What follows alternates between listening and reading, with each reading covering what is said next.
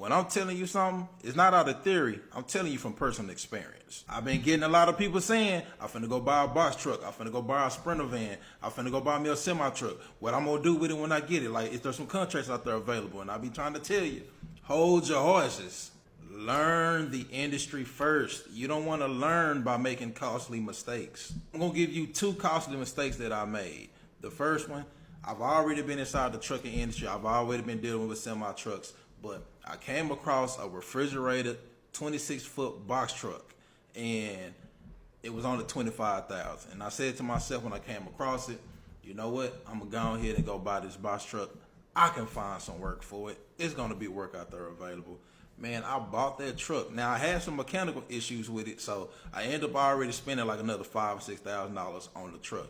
But even after I made another investment into the truck just to get it up and running right, I couldn't keep that truck busy to save my life. And when you got consistent bills like insurance and you got to pay a driver on a weekly basis, and then your money is inconsistent, you're headed for disaster. So eventually I had to let that truck go because I was having to pull money from other resources just to keep that truck going. It was a costly mistake that I made. My second mistake was very costly.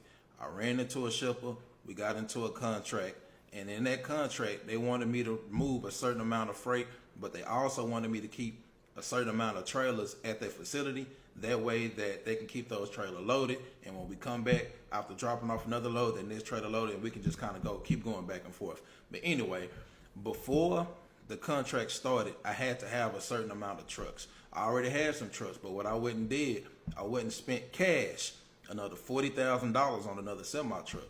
And on top of that, I needed to buy some more trailers, and I went and spent another $90,000 on trailers. So now I'm looking at another $130,000 worth of an investment that I made. But of course, I spent $130,000, but I was expecting from the amount of trucks that we were going to be running everything, I was expecting to make it probably about $50,000 a week. So I'm just like, yo, I'm all in. So I got my trucks lined up, I got my trailers lined up, I done paid for all this insurance, I done hired me a couple drivers. It was time to get ready to go do the contract. And guess what happened? Shipper tells me that the amount of volume that they thought they was going to have, they're not going to have. And so they might have to actually cancel that contract, but they're willing to use me for some spot freight or some spot work here and there. And I'm thinking to myself like, okay, can you repeat that again? Because it sounds like I'm about to go to jail.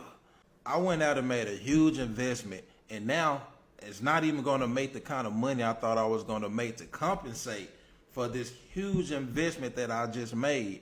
But guess what? In the end, it was my fault, because what I should have did was utilize the resources that I already had.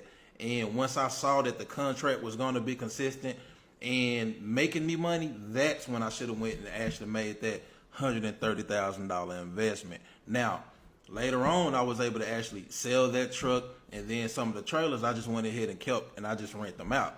So when people say, oh man, I'm finna go buy this vehicle, but you don't got no work lined up for it, you think you're gonna make money off of the spot market, you think you're gonna make money just on load boards, unless you got just money to play with to where you don't mind, cause right now vehicles are cheap, but if you got the money just to go buy one and just to let it sit for a little while and it don't bother you, then go ahead and go get a vehicle. But if your money is tight and you looking at, I need to go buy this vehicle, I need this vehicle to make money right away, then you really just need to wait.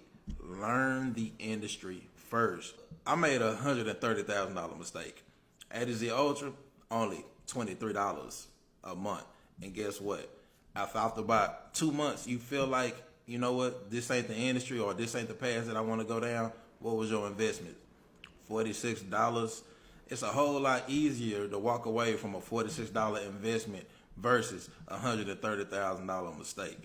Or you could just spend a little bread, educate yourself, and then once you're ready to actually get out here, you know all the moves to make. You ain't got to worry about making no steps because you done already got everything in order. You've already got your sound. You've already getting government contracts. And then when it's time for you to start servicing them contracts, you going to know better than to go buy some vehicles. And what you're going to go do, you're going to go either rent or lease the vehicles until you see that that contract is going to be consistent. But I just want to relay that message. Peace.